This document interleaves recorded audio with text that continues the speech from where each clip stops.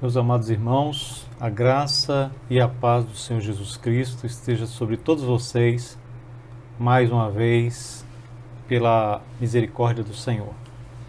Deus é um Deus perfeito, soberano, e a nossa fé, a nossa crença nesse Deus não pode se arrefecer em momento algum. Então, hoje nós gostaríamos de compartilhar com os irmãos mais uma passagem das Escrituras, a fim de que nesse tempo que a gente está vivendo de enfrentamento, e de desafios pessoais aí na área, especialmente na área da saúde, a gente não fique desapercebido, ou não fiquemos desapercebidos dos propósitos de Deus e da condução de Deus nesses momentos. Aliás, eu acho que, no meu entendimento, é um dos momentos mais oportunos que temos para perceber os propósitos de Deus. Um dos momentos mais oportunos são nas dificuldades, nas angústias, nas intempéries, muito mais precisamente do que no meio das alegrias, das festas. Então, com tudo isso que estamos passando, todos esses momentos difíceis, enfrentando esse vírus que está posto aí, creio que seja um momento oportuno da gente poder estar entendendo mais, ou tentando entender mais, ou se aproximando mais da vontade soberana desse Deus que nós servimos e Ele nos ama, Escolhi para hoje um texto da Palavra de Deus num profeta chamado profeta menor, dos profetas menores. É o profeta Naum. Está lá logo após Miqueias, Velho Testamento, já no finalzinho do Velho Testamento, o profeta Naum. Escolhi o capítulo 1 do profeta Naum. O capítulo 1 do profeta Naum começa com uma sentença, começa com um julgamento sobre a cidade de Nínive. Você deve se lembrar da cidade de Nínive, E, muito especialmente, você deve se lembrar dela, porque foi a ela que Deus referiu-se e mandou, um dos seus homens, para que ele pudesse, então, pregar, aquela palavra, aos homens de Nínive, pregasse e também falasse aos homens de Nínive. Mesmo assim, com tudo isso, a gente percebe que a cidade de Nínive não se dobrou totalmente, não se dobrou totalmente às palavras, a princípio, do próprio Jonas, que foi no início um covarde, se refugiou para não falar isso, e Deus então manda uma sentença sobre Nínive, a cidade de Nínive. E aí então, Naum é esse profeta que tem essa obrigação, de trazer essa sentença contra Nínive. Naum é um eucosita, e a sentença começa dizendo: o Senhor é Deus zeloso e vingador. O verso 2, o Senhor é vingador e cheio de ira. O Senhor toma vingança contra os seus adversários e reserva indignação para os seus inimigos. O Senhor é tardio em irar-se, mas grande em poder e jamais inocente o culpado. O Senhor, o Senhor tem o seu caminho na tormenta, olha que coisa, e na tempestade as nuvens são o pó dos seus pés. Ele repreende o mal e o faz cessar, ou faz secar, e mingua todos os rios, desfalecem Bazã e o Carmelo, e a flor do Líbano se murcha. Os montes tremem perante ele, e os outeiros se derretem, e a terra se levanta diante dele, sim, o mundo e todos os que nele habitam. Quem pode suportar a sua indignação? E quem subsistirá diante do furor da sua ira? A sua cólera se derrama como fogo, e as rochas são por ele demolidas. O Senhor é bom, é fortaleza no dia da angústia e conhece os que nele se refugiam. Vou parar por aí. Até o verso 7. Vejam, o verso 7 é um oásis no meio de uma tribulação imensa, no meio de um contexto inteiro abalado pela indignação de Deus sobre os ninivitas. É sobre este versículo 7, que eu gostaria de pensar com os irmãos nesta manhã. O Senhor é bom, é fortaleza no dia da angústia e conhece os que nele se refugiam. Meus irmãos amados, Deus é a nossa fortaleza. Mas quando eu digo Deus é a nossa fortaleza, eu preciso qualificar não ao Deus que é fortaleza, mas a quem somos nós. É claro que para que eu faça isso, eu preciso primeiramente olhar para o próprio Deus, para o próprio Senhor. Eu preciso olhar para Ele com os olhos voltados para as Escrituras. No momento como esse que estamos passando, com uma tempestade desta pandemia que estamos vivendo, com as pessoas temendo, e nós todos em temor, eu fico observando melhor, como as pessoas temem a morte.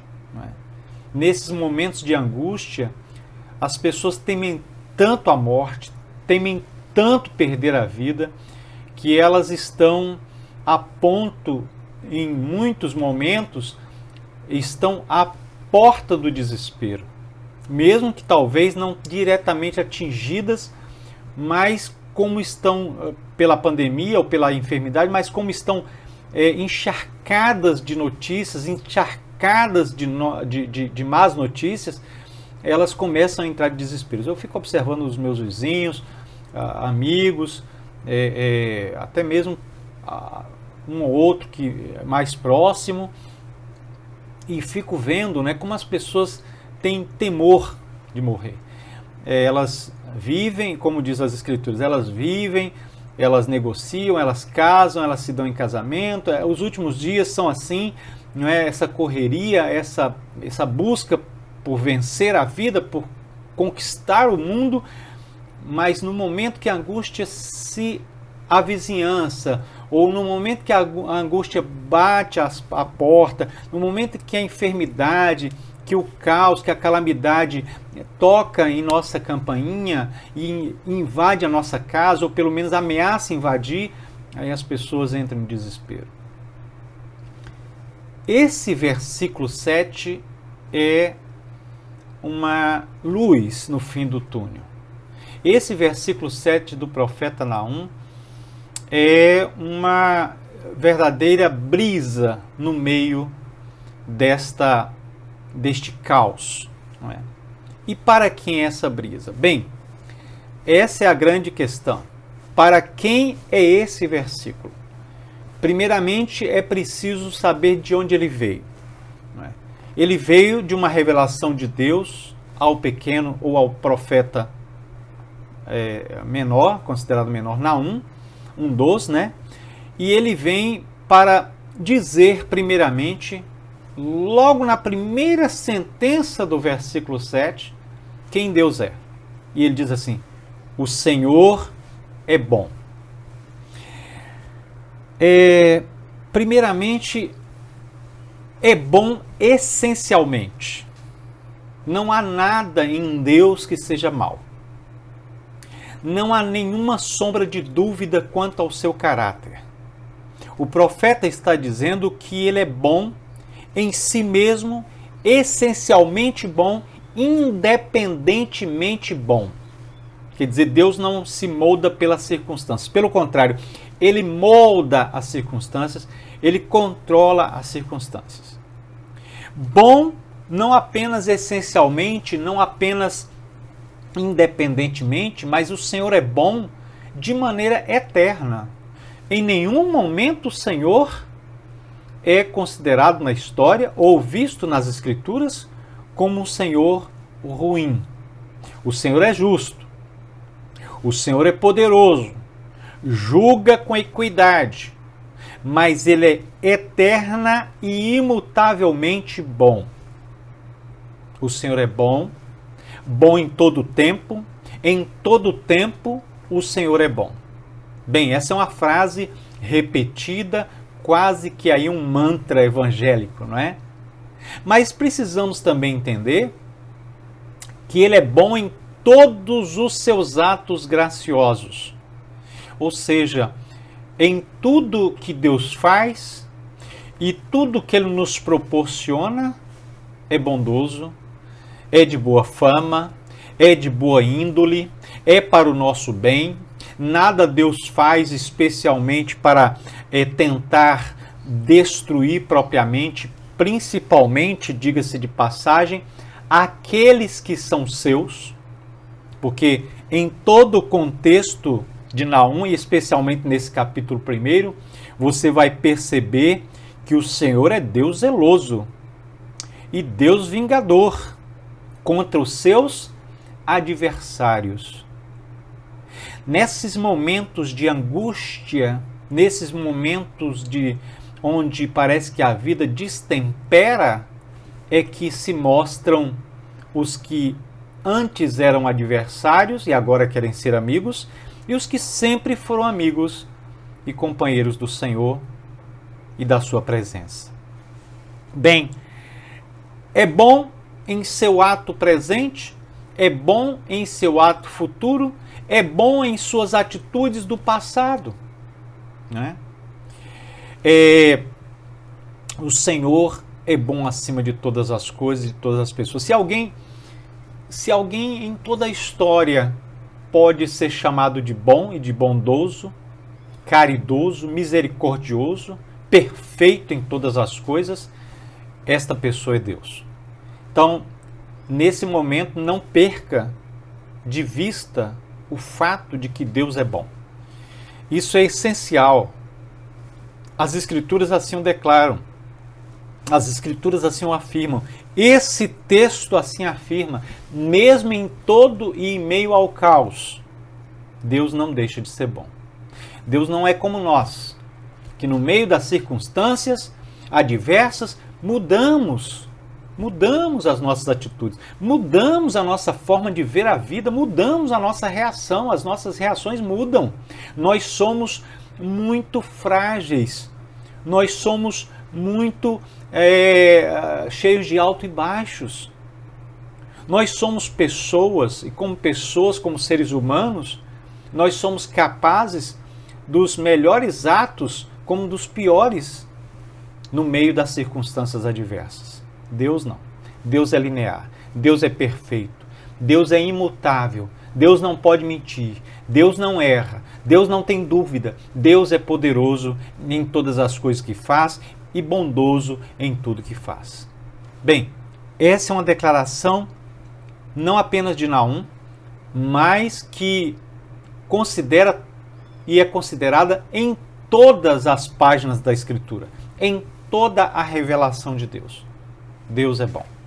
Esse é o primeiro fato que você precisa levar em consideração nos momentos que entende que está passando por angústias e que está no momento de precisar daquele que é a nossa fortaleza, o nosso Deus. Se é que você entende que necessita de Deus, e nós deveríamos entender isso basicamente, ou seja, logo que entendemos ser gente, nós deveríamos entender também que precisamos de Deus. Se você entende isso, então você tem de entender e saber que Deus é um Deus bom. É o único Deus verdadeiramente bom.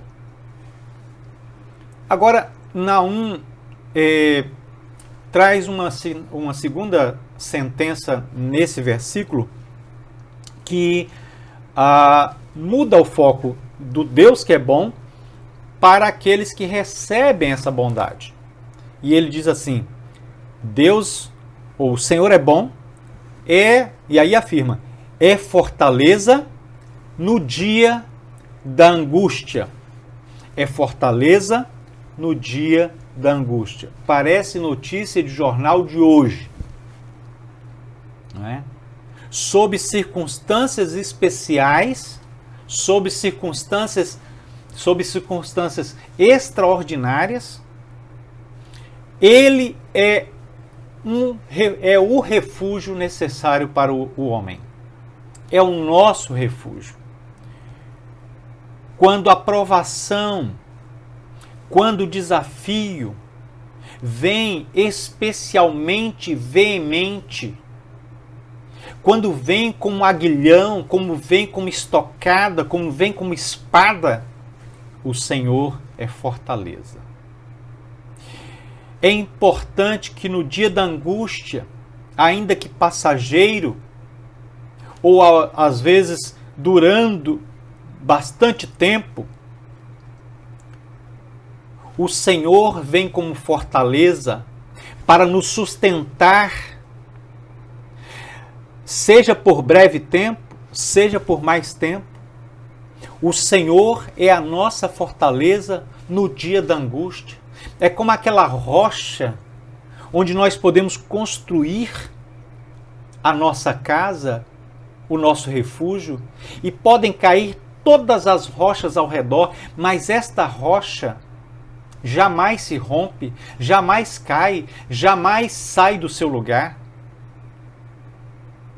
Ele é a nossa fortaleza no dia da angústia, quando por dentro, não é? Nós estamos com os sentimentos muitas vezes em frangalhos, quando estamos com os sentimentos sendo diluídos, quando estamos com os sentimentos que colidem. Deus é a nossa fortaleza. Precisamos nos refugiar dele. Ele é nossa fortaleza na angústia, não apenas quando por dentro estamos assim, mas quando ao derredor, por fora, parece haver somente temores, necessidades extremas, tristeza. Meu irmão, não há respostas nestas circunstâncias. Não. O seu conforto não virá, provavelmente, no meio desse caos. O seu conforto virá em se refugiar nesta fortaleza que Deus é. É por isso que Naum sentencia sobre Nínive, mas ao mesmo tempo traz um vento, traz um unguento, traz o tratamento, traz uma saída, traz uma luz para aqueles que entendem que Deus é bom e é fortaleza no dia da angústia. Eu entendo que isto não é fácil.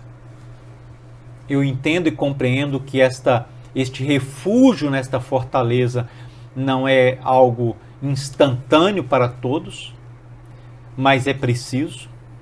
Ou você se refugia na fortaleza que é Deus, ou acredita nesta fortaleza, ou você enlouquece, ou você perde o caminho, ou você se perde neste mundo mau, mundo de tempos e dias difíceis. Não apenas pela pandemia, mas por outros casos e por outros fatos. O nosso mundo é um mundo mau. Deus, em relação a nós, é a fortaleza, porque Ele mantém aquilo que muitos perdem nesse momento, que é a paz. A Sagrada Escritura diz que Deus, o Senhor, derrama em nós aquela paz que excede todo entendimento, que não se explica, que ninguém de fato faz uma explicação lógica. Não tem lógica. Não é? Foge à nossa compreensão, mas que Deus derrama sobre nós, aqueles que se refugiam nele, esta paz que não se compreende. Desafiando nossos inimigos, mitigando reduzindo, limitando a ação do inimigo, e mesmo que não, mesmo em meio à tempestade, nos dando uma certeza de que Ele está conosco, permanecendo sempre o mesmo, um refúgio seguro para aqueles que dele necessitam. Agora vejam, para aqueles que dele e nele se refugiam, para os que precisam de médico, para os que precisam de cura, para aqueles que precisam de paz, para aqueles que precisam do amparo generoso desse Deus. Refugie-se nele. Corra para ele enquanto é tempo. Enquanto é tempo. Enquanto o vaso não se quebra. Enquanto o cordão de dobras não se arrebenta. Corra, fuja para ele. Fuja mesmo. É a única saída. É a única verdadeira e suficiente saída para nós. Essa fortaleza que é o nosso Deus. E por derradeiro, diz: o Senhor é bom, é fortaleza no dia da angústia e conhece os que nele se refugiam. Há uma terceira, então, lição nesse texto de Naum. Veja, conhece os que nele se refugiam. Que coisa mais sublime, irmãos. Que algo fantástico isso aqui. Não é? É verdade que o terno e eterno cuidado de Deus nas nossas necessidades é em todo o tempo.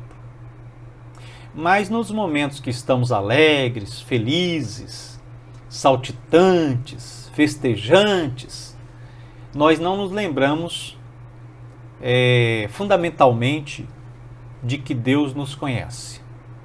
Nós achamos que nós nos conhecemos. Nós achamos nesses momentos de festividade que a vida está sob nosso controle. Com raras exceções, não é? Nós acabamos perdendo um pouco o senso de fragilidade. Achamos que somos muito bons. Mas quando a angústia, quando a enfermidade, quando o desafio, quando as trevas, quando o caos chega até nós, ou até alguém que nós amamos, então é aí que nós somos conhecidos. E conhecidos não apenas por quem nos vê, mas também, e já somos conhecidos, há muito pelo próprio Deus. Não é?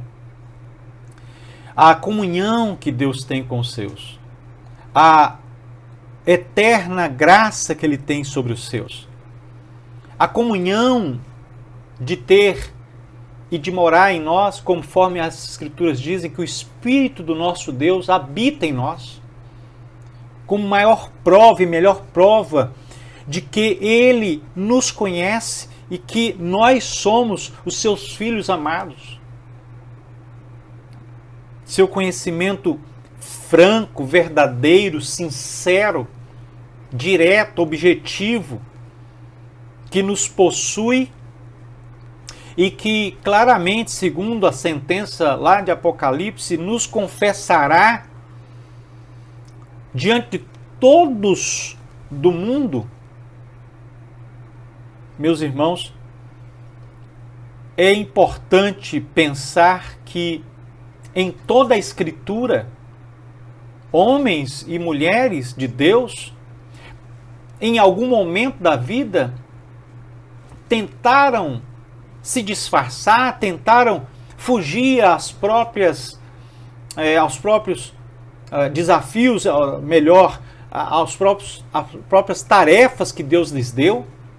E Deus dizia: não, eu os conheço, eu estou mandando, façam isso. É importante a gente perceber, por exemplo, que nomes saltam às Escrituras onde pessoas de Deus tentaram fugir a essa realidade de que Deus as conhecia. A exemplo, a necessidade do tempo pode fazer com que José, lá do Egito, se olvidasse dos seus irmãos, ou até por eles esquecido, mas Deus jamais esquece. de José? Salomão, no momento em decidir entre aquelas duas mães, podia até não ter a certeza de quem era realmente a mãe, mas Deus jamais deixou de se lembrar do próprio Salomão e de saber quem ele era. Aqueles que, embora tendo contato com Jesus, jamais o quiseram receber, porque Deus conhecia os seus corações. Deus conhece aqueles que são seus. Deus conhece as suas ovelhas. Portanto, Ele sabe aqueles que se refugiam nele. O tempo, o lugar, o modo de Deus falar está e sempre invade o nosso modo, a nossa maneira de ser. Não adianta se disfarçar muitas vezes, não adianta toldar os ouvidos, não adianta muitas vezes, de fato, tentar, quem sabe, se esconder numa caverna. Deus conhece você. E Deus vai atrás de você. É Deus quem discerne Daniel na cova dos leões. É Deus que conhece Jó no meio da sujeira e da enfermidade. É Deus que esteve com Jonas, sim, profeta que foi a Nínive, mas que se entregou ao mar e foi engolido pelo grande peixe. Deus conhece Jonas lá mesmo no ventre do grande peixe. Deus discerne Lázaro, envolto em faixas, já apodrecendo. Deus sabe e conhece Lázaro. Então deixa ele dizer, se Deus fez tudo isso em todo o tempo, terá mudado o Senhor? Terá mudado o nosso Deus ao longo dos anos? A Escritura nos afirma que não. Portanto, Deus continua sendo aquele que conhece os que nele se refugiam. Deus te conhece. Você diz conhecer o Senhor? Nós dizemos conhecer o Senhor? Conhecemos nada. Nós não sabemos ao todo tudo que Deus é. Aliás, nós fazemos teologia e estudamos teologia, estudamos as Escrituras com um esforço tremendo para conhecer o mínimo e o suficiente desse Deus para nos salvar. Mas Deus nos conhece perfeitamente. É por isso que nesses momentos de angústia, você não conhece você mais do que o próprio Deus te conhece. Nós não nos conhecemos mais do que o próprio Deus nos conhece.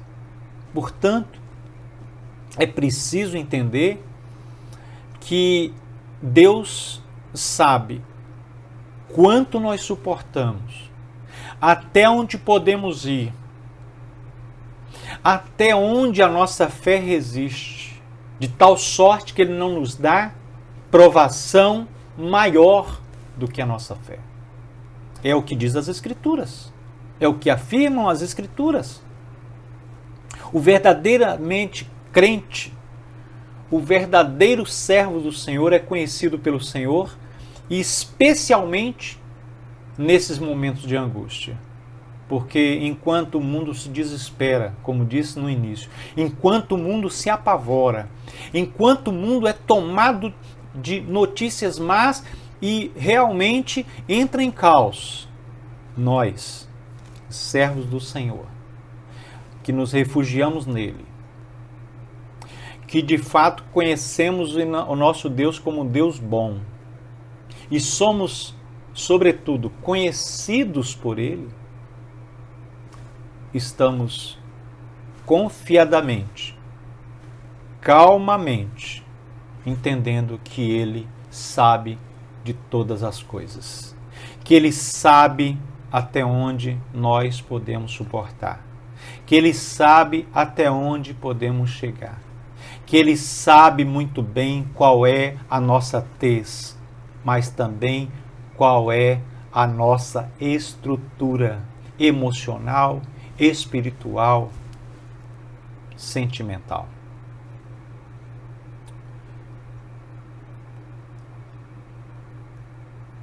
Quero concluir recomendando que você se apegue àquilo que pode lhe trazer esperança. Que você se apegue àquilo que é verdadeiro. Que você se apegue àquilo que é, de fato, fiel. Se apegue a este Deus, fortaleza, bem presente em tempos de tribulação. O Senhor é o nosso socorro, um socorro bem presente em tempos de tribulação. Meu irmão, mesmo que você não se conheça totalmente, mesmo que você não saiba de tudo e entenda tudo, Deus é sua fortaleza. Deus é Deus bom. Deus é Deus bom em todo o tempo. E Deus é Deus bom para aqueles que nele se refugiam. Fuja da angústia. Acalente seu coração. Renove as suas forças. Temos aí mais uma semana pela frente, anos pela frente. O meu desejo e as minhas orações é que você renove no Senhor, diante dessas palavras, o fato de que o Senhor está conosco. Repetindo, o Senhor é bom, é fortaleza no dia da angústia e conhece os que nele se refugiam. Que a graça do nosso Senhor e Salvador Jesus Cristo, o amor de nosso Deus e Pai, as consolações, o companheirismo desse fiel amigo que é o Espírito Santo de Deus, companheiro de todas as horas, o Deus único e verdadeiro, o Senhor da nossa vida, esteja sobre você, sobre a sua família, sobre a sua vida. Fique na paz, até um próximo encontro, que Deus o abençoe.